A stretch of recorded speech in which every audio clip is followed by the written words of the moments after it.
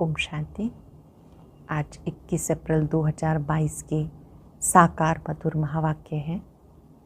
आज सतगुरुवार परम सतगुरु से विशेष दृष्टि पाने का दिन है, वरदान पाने का दिन है। जो वरदान शक्तियाँ हम बाबा से लेते हैं, जो भी हमारे सम्मुख आए उनको भी वो वरदान देने हैं। आज बाबा ने बहुत ही स्पेशल वरदान दिया है कि सर्व शक्तियों को जमा कर सब कंप्लेंट समाप्त करने वाले शक्तिशाली आत्मा भव। आप बच्चे सर्व शक्तियों को जमा करते जाओ, योग के प्रयोग करते जाओ, सब कंप्लेंट समाप्त हो जाएंगी। जो भी कंप्लेंट्स आती हैं, ये माया की कमी कमज़ोरी हम में है, इसलिए वो कंप्लेंट्स आती हैं। माया कमज़ोरी के रास्ते से आती है, उसको पहचानना है। जो भी हमारी कमी है वो बार बार उसी रूप से परीक्षा लेती है, लेकिन कोई भी कमी कमज़ोरी को याद के द्वारा, योग के प्रयोग के द्वारा ठीक कर लेना है। याद रखना है, अब नहीं तो कभी नहीं। शक्तिशाली आत्माएं कोई कंप्लेन नहीं करती हैं। साथ साथ आज बाबा ने सही याद क्या है, स्थायी याद क्या है, ये विशेष रूप से समझाया। बाबा ने स्वयं आकर के योग सिखाया है, जिसको हम राज योग कहते हैं।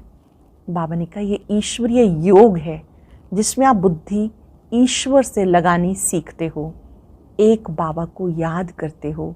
एक बाबा की याद में रहना, दूसरों को याद दिलाना, ये बहुत मीठी मिठाई है और ये सबके लिए बहुत अच्छी है। चाहे कोई बीमार हो, चाहे कोई बच्चा हो, चाहे कोई गूंगा बहरा हो, ये मिठाई सबको खिलानी है। कोई गूंगा बहरा भी क्यों ना हो, आप उसको कह सकते हो एक शिव बाबा को याद करो। याद में रहने से आत्मा शक्तिशाली बनती है, कल्याण होता जाता है, विकर्माजीत बन जाते हैं। ये नहीं कहना कि कोई हमें बैठ के योग कराए या लाल लाइट हो तो योग अच्छा लगेगा।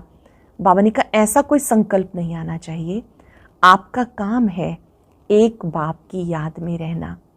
ब्रह्मा बाबा ने भी अपना सब कुछ समर्पण कर दिया, सब कुछ शिव बाबा को दे दिया। ऐसे आप बच्चे भी इस खुशी में रहो कि बाबा मिला, सब कुछ मिला। अल्लाह को अल्लाह मिला, बे को मिली बादशाही। बाबा ने कहा ये दो नामी ग्रामी वचन हैं, मन मना भव, मध्याजी भव। अल्लाह और बे, जब आप इन्हें याद करते हो तो आप एवर हेल्दी वेल्दी बन जाते हो। याद में रहना बुद्धि का काम है। आप कोई भी काम याद में करेंगे तो बहुत अच्छा होगा, कार्य बिगड़ेगा नहीं। अनुभव कहता है कि याद भूल जाते हैं, बहुत तिरकनबाजी है।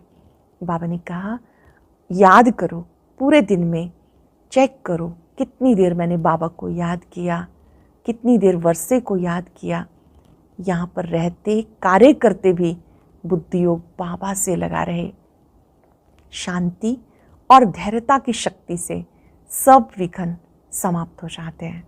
आज चलते फिरते जिसको भी देखेंगे उसके मस्तक में आत्मा देखते हुए उसको वरदान देंगे, शक्तिशाली आत्मा भव, नो कंप्लेन। जो प्राप्तियां हैं उन्हें याद करेंगे और सब कंप्लेन समाप्त कर देंगे। अब सुनते हैं मुरली विस्तार से राजयोगिनी बड़े दीदी से।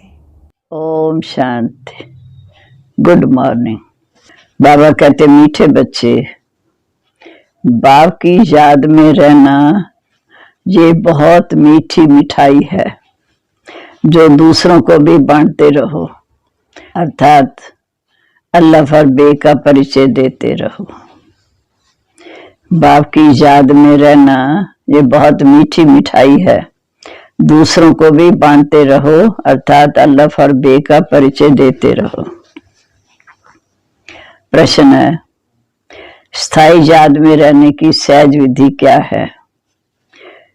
उत्तर है, स्थायी याद में रहना है तो देह सहित जो भी संबंध हैं उन सबको भूलो। चलते फिरते उठते बैठते याद में रहने का अभ्यास करो। अगर योग में बैठते लाल बत्ती भी याद आई तो योग टूट जाएगा, स्थायी याद रह नहीं सकेगी। जो कहते कोई खास बैठकर योग कराए उसका योग भी नहीं लग सकता। गीत है, रात के राही थक मत जाना, सुबह की मंजिल दूर नहीं। ओम शांति। अभी ये हुई योग की बात, क्योंकि अब यह रात अर्थात कलयुग। रात कहा जाता है कलयुग, दिन कहा जाता है सतयुग। तुम अभी कलयुगी रात से सतयुगी दिन में जाते हो, इसलिए रात को भूल दिन को याद करो, सतयुग को याद करो। नरक से बुद्धि को हटाना है। बुद्धि कहती है बराबर ये नरक है, और किसी की बुद्धि नहीं कहती। बुद्धि कहती है ये नरक है, और किसी की बुद्धि नहीं कहती। बुद्धि है आत्मा में। आत्मा जान गई है कि बाबा आया है रात से दिन में ले जाने। बाप कहते हे आत्माएं, तुमको जाना स्वर्ग में, पहले पहले शांति धाम में जाकर फिर स्वर्ग में आना है। जहाँ हिसाब किताब चुकतू करके पहले शांति धाम जाएंगे फिर स्वर्ग में आएंगे। गोया तुम योगी हो, पहले घर पीछे राजधानी को याद करो। अब मृत्यु लोग अर्थात रात पूरी होनी है, अब जाना दिन में अर्थात सतयुग में। इसको कहा जाता है ईश्वरी योग। ईश्वर निराकार हमको योग सिखाते हैं अथवा हम आत्माओं की सगाई कराते हैं। ये है रूहानी योग, वो है जिस्मानी। तुम बच्चों को एक जगह बैठ योग नहीं लगाना। वह तो मनुष्य जैसे खुद बैठते हैं वैसे सबको बैठक सिखाते हैं। जहाँ तुमको बैठक नहीं सिखाई जाती, हाँ सभा में कैदे सिर बैठना है, बाकी योग में तो कैसे भी बैठे, चलते फिरते सोते बाप को याद कर सकते हो। आर्टिस्ट योग में रहकर चित्र बना सकते हैं। शिव बाबा जिनसे योग लगाते हैं उनका चित्र बनाते हैं। जानते हैं कि ये हमारा बाबा निराकारी दुनिया परम धाम में रहते हैं। हम भी वहां के रहवासी हैं, हम भी परम धाम के रहवासी हैं, बाप भी परम धाम के रहवासी हैं। हम आत्माओं को अब जाना है वापिस। ये बुद्धि में चलते फिरते याद रहना चाहिए। ऐसे नहीं कि मुझे तपस्या में बिठाओ, योग कराओ, ये कहना भी रॉन्ग है। बच्चे लौकिक बाप को खास बैठकर याद करते हैं क्या? बाबा बाबा करते रहते, कभी भूलते भी नहीं। छोटे बच्चे तो और ही जास्ती याद करते हैं, उनका मुख चलता ही रहता है। यहाँ पर लौकिक बाप क्यों भूल जाता है? बुद्धि जो क्यों टूट जाता है? मुख से बाबा बाबा कहना नहीं है, आत्मा जानती है कि बाबा को याद करना है। अगर खास बैठने की आदत है तो योग सिद्ध हो ना सके, क्योंकि जब खास बैठने का टाइम होगा बैठेंगे। बाबा कहते हर समय बाबा की याद बनी रहे। ये ईश्वरी योग तुमको स्वयं ईश्वर सिखला रहे हैं। योगेश्वर कहते हैं ना, तुमको ईश्वर ने योग सिखाया कि अपने को आत्मा समझ मुझ बाप को याद करो। ऐसे नहीं कि जब मुझे दीदी योग में बिठाती है तो मजा आता है। उनका योग कभी स्थायी नहीं रह सकता। समझो हार्ट फेल की तकलीफ हो जाती, उस समय कोई योग में बिठाएगा क्या?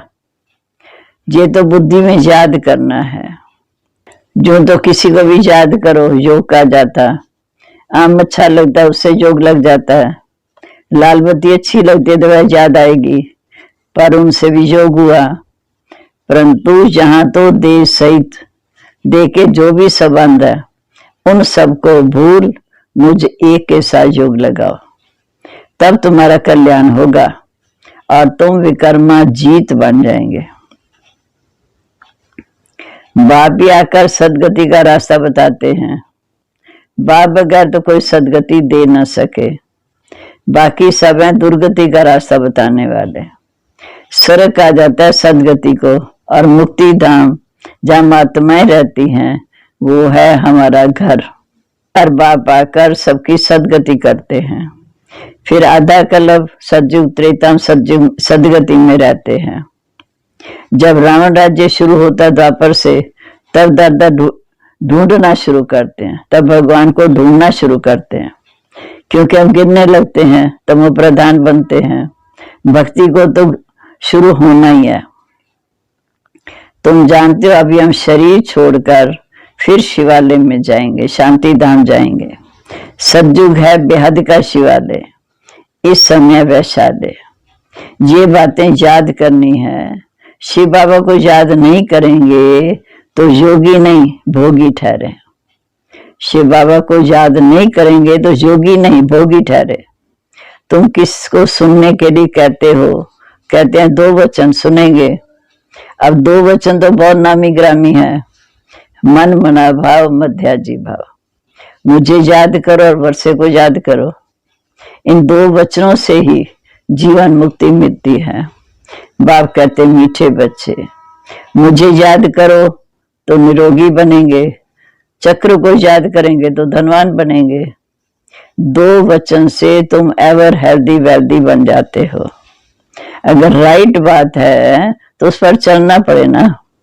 अगर राइट बात है तो उस पर चलना पड़े, नहीं तो समझते हैं बुद्धू है। अल्लाह और बे, ये 2 वचन। अल्लाह अल्लाह, बे हुई रचना। बाबा है अल्लाह, बे है बादशाही। तुम्हारे में कोई को बादशाही मिलती और कोई प्रजा में जाते हैं। तुम बच्चों को अपना पोता में रखना चाहिए कि सारे दिन में कितना समय बाप को और वर्षे को याद किया। ये श्रीमत बाप ही देते हैं कि अपना पोता में रखो, कितना समय बाप को और वर्षे को याद किया। ये श्रीमत बाप देते हैं। आत्माओं को बाप सिखाते हैं। मनुष्य धन के लिए कितना माथा मारते हैं। धन तो ब्रह्मा के पास भी बहुत था। जब देखा कि अल्लाह से बादशाही मिलती है तो धन क्या करेगा? क्यों ना सब कुछ अल्लाह के हवाले कर बादशाही ले में। बाबा ने इस पर एक गीत भी बनाया कि अल्लाह को अल्लाह मिला, बे को मिली बादशाही, आई तारा लिफ को हुआ रेल का राही। उसी समय बुद्धि में आया कि हमको तो विष्णु चतुर्भुज बनना है, हम इस धन को क्या करेंगे? बाबा ने बुद्धि का ताला खोल दिया। ये साकार बाबा तो धन कमाने में बिजी था। जब रजाई मिलती है तो ये धंधा छोड़ दिया। फिर बाबा भूख तो नहीं मरा। बाबा के बाद जो आते हैं उनकी भी अच्छी पालना होती है। घर में भूख मरते होंगे क्या? यहाँ तो जो श्रीमत पर चलते हैं उनको बाबा की बहुत मदद मिलती है। बाबा कहते हैं सबको रास्ता बताओ कि बेहद के बाप को याद करो, चक्र की नॉलेज को याद करो तो तुम्हारा बेड़ा पार हो जाएगा। खिवैया आया है बेड़ा पार करने, तभी गाते हैं पतित पावन खिवैया, परंतु याद किसको करना है ये मालूम नहीं। एक ही शिव के चित्र को कहते हैं भगवान। फिर लक्ष्मी नारायण या ब्रह्मा विष्णु शंकर को भगवान क्यों कहते? अगर सब भगवान बन जाएं तो वर्षा कौन देगा, किसको देगा? सर्वव्यापी कहने से ना देने वाला रहा ना लेने वाला रहा। लिखा हुआ है ब्रह्मा द्वारा नई दुनिया की स्थापना, तो ऊपर में शिव खड़ा है। शिव बाबा ब्रह्मा द्वारा देवता बनाते हैं तो ब्रह्मा भी देवता बनेंगे। ये काम एक बाप का काम है, उनकी महिमा है। एक ओंकार सतनाम अकाल मूर्त। आत्मा काल मूर्त है, आत्मा को कभी काल नहीं खाता। बाप भी अकाल मूर्त है। शरीर तो सबके खत्म हो जाते हैं। वहां कभी अकाले मृत्यु भी नहीं होती। सतयुग में समझते हमको एक शरीर छोड़ दूसरा देना है। स्वर्ग में आए तो जरूर पुनर्जन्म स्वर्ग में लेंगे, यहाँ तो सब नरकवासी हैं। शरीर छोड़ते कहते फलाना स्वर्गवासी हुआ, तो जरूर पहले नरक में था। इतनी सहज बात भी समझते नहीं। सन्यासी भी नहीं जानते, वह तो ज्योति जो समाया कह देते। भारतवासी भक्त भगवान को याद करते हैं। गृहस्थी भक्त हैं, क्योंकि भक्ति प्रवृत्ति मार्ग वालों के लिए होती। वह तो है तत्व ज्ञानी, 5 तत्वों को याद करते, समझते हैं तत्व से योग लगाकर लीन हो जाएंगे। सत्य परमात्मा है, तुमको भी सत्य का संग है। रचता रचना के बारे में कोई सत्य नहीं बताते। बाप कहते अभी मैं तुमको सब शास्त्रों का सार बताता हूँ। मुख्य जो गीता है उसमें भी परमात्मा के बदले मनुष्य का नाम डाल दिया, श्री कृष्ण का नाम डाल दिया। जबकि श्री कृष्ण इस समय श्री कृष्ण सज्जू का फर्स्ट प्रिंस, और उसमें डाल दिया श्री कृष्ण का नाम। मुख्य जो गीता उसमें परमात्मा के बदले मनुष्य का नाम डाल दिया, जबकि श्री कृष्ण इस समय सबसे ऊंच पद सज्जू का फर्स्ट प्रिंस है।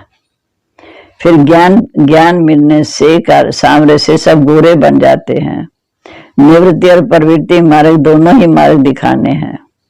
ये आयरन एज, ये गोल्डन एज। कल युगांत में आयरन एज, सज्जू फर्स्ट में गोल्डन एज। गोल्डन एज के बाद फिर सिल्वर कॉपर आयरन आता है, ऐसे चक्कर फिरता है। आत्मा कहती है पहले मैं काम चिता पर थी, अब मैं ज्ञान चिता पर बैठी हूँ। अब तुम बच्चे जानते हो कि इस समय हम पति से परिस्तानी पावन बन रहे हैं। योग में रह तुम कोई भी चीज बनाओ तो कभी खराब नहीं होगी। बुद्धि ठीक रहने से मदद मिलेगी। बाबा कहते हैं, हम भी भूल जाते हैं, क्योंकि शिव बाबा बहुत तिरकनबाजी है, सेकंड में खिसक जाता है। बड़ा अच्छा अभ्यास चाहिए। स्थायी याद ठहर नहीं सकती, चलते फिरते याद में रहने का अभ्यास करना है। याद तो कहाँ भी रहते कर सकते हो। याद से बल मिलता, शक्ति मिलती है। इस समय सच्चा योग कोई भी जानते नहीं। भगवान ने जब योग सिखाया तो नई दुनिया स्वर्ग की स्थापना की। मनुष्यों ने जब योग सिखाया तो हम स्वर्ग से नरक में आ गए, कलयुग के अंत में आ गए। कोई भी उल्टी चलन चलता है तो बुद्धि का ताला बंद हो जाता है। 10-15 मिनट भी याद में नहीं रह सकते। नहीं तो बूढ़ियों के लिए, बच्चों के लिए, बीमारी के लिए बहुत सहज है, बहुत अच्छी मिठाई है। बलगुंगा बहरा हो वह भी इशारों से समझ सकते हैं। बाप को याद करो तो वर्षा मिलेगा। कोई भी आए बेहद का बाप स्वर्ग का रचता है। स्वर्ग से सदा सुख का वर्षा कैसे मिलता, ये छोटी छोटी चिटकियां पर्चे में डालते रहो, अर्थात सबको ये बताते रहो। दिल में बहुत मंग रहना चाहिए। कोई भी धर्म वाला आए क्या मैं ऐसे समझाएं। बाप कहते मीठे बच्चे, दे सही दे के सब धर्म छोड़ो और एक मुझे याद करो जिससे तुम्हारे विक्रम विनाश हो। ये दे के सब धर्म छोड़ मुझे याद करो तो तुम्हारे विक्रम विनाश होंगे, फिर तुम मेरे पास चले आएंगे। पहले पहले ये निश्चय करो, फिर दूसरी बात अब आगे बढ़ना है। बाबा कहते अपने को आत्मा समझ बाप को याद करो, बस ये है सबसे फर्स्ट क्लास बात। सिर्फ 2 अक्षर हैं, अल्लाह और बे, बाप और वर्षा। अच्छा, मीठे मीठे सिके लदे बच्चों प्रीत, माता पिता बाप दादा का याद प्यार, गुड मॉर्निंग। रूहानी बाप की रूहानी बच्चों को नमस्ते। रूहानी बच्चों की रूहानी बाप दादा को नमस्ते। नमस्ते बाबा, गुड मॉर्निंग। शुक्रिया बाबा, शुक्रिया। कितनी अच्छी हमें शिक्षा देते हैं। अब धारणा के लिए मुख्य सार, पहली पॉइंट, अपना सब कुछ अल्लाह के हवाले कर बेबादशाही लेनी है। पोता में रखने के बाप और वर्षे को कितना समय याद रही।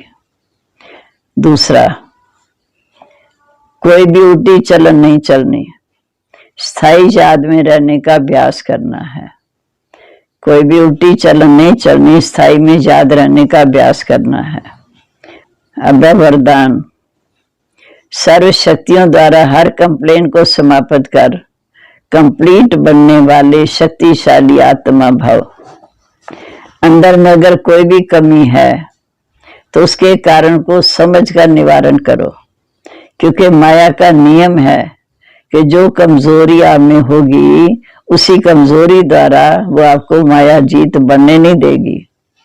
माया उसी कमजोरी का लाभ लेगी और अंत समय में वही कमजोरी धोखा देगी। इसलिए सर्व शक्तियों का स्टॉक जमा कर शक्तिशाली आत्मा बनो और योग के प्रयोग द्वारा हर कंप्लेन को समाप्त कर कंप्लीट बन जाओ। यही स्लोगन सदा याद रखो, अब नहीं तो कब नहीं। स्लोगन, शांति और धैर्यता की शक्ति से, शांति और धैर्यता की शक्ति से विघ्नों को समाप्त करने वाले ही विघ्न विनाशक हैं। अब मातेश्वरी जी के अनमोल महावाक्य, अपना असली लक्ष्य क्या है। पहले ये जानना जरूरी है कि अपना असली लक्ष्य क्या है, वो भी अच्छी तरह से बुद्धि में धारण करना है।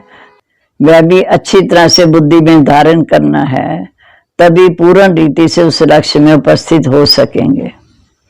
अपना असली लक्ष्य है, मैं आत्मा उस परम पिता परमात्मा की संतान हूं। असल में कर्मातीत हूं। फिर अपने आप को भूलने से कर्म बंधन में आ गई।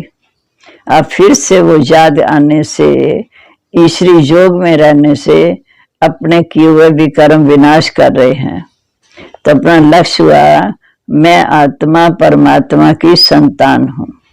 बाकी को अपने को हम सो देवता समझ लक्ष्य में स्थित रहेंगे, फिर जो परमात्मा की शक्ति है वह मिल नहीं सकेगी, नहीं फिर तुम्हारे विकर्म विनाश होंगे। अब ये तो अपने को फुल ज्ञान है कि मैं आत्मा परमात्मा की संतान कर्मातीत हूं। फिर भविष्य में जाकर जीवन मुक्त देवी देवता पद पाएंगे। इस लक्ष्य में रहने से वो ताकत मिल जाती है। अब ये जो मनुष्य चाहते हैं हमको सुख शांति पवित्रता चाहिए, वो भी जब पूर्ण योग होगा तब प्राप्ति होगी। बाकी देवता पद तो अपनी भविष्य प्रारब्ध है, अपना पुरुषार्थ अलग है और अपनी प्रारब्ध भी अलग है। अपना पुरुषार्थ भी अलग है, अपनी प्राप्ति भी अलग है। अपने को इस लक्ष्य में नहीं रखना कि मैं पवित्र आत्मा आखिर परमात्मा बन जाऊंगी, नहीं। हमको परमात्मा के साथ योग लगाए पवित्र आत्मा बनना है। बाकी आत्मा कोई परमात्मा नहीं बन सकती। और अब सुनते हैं आज का अव्यक्त ज्ञान मोती। ये एक बहुत संस्कारितापूर्ण वीडियो है, जरूर देखें, कोई भी मिस ना करे।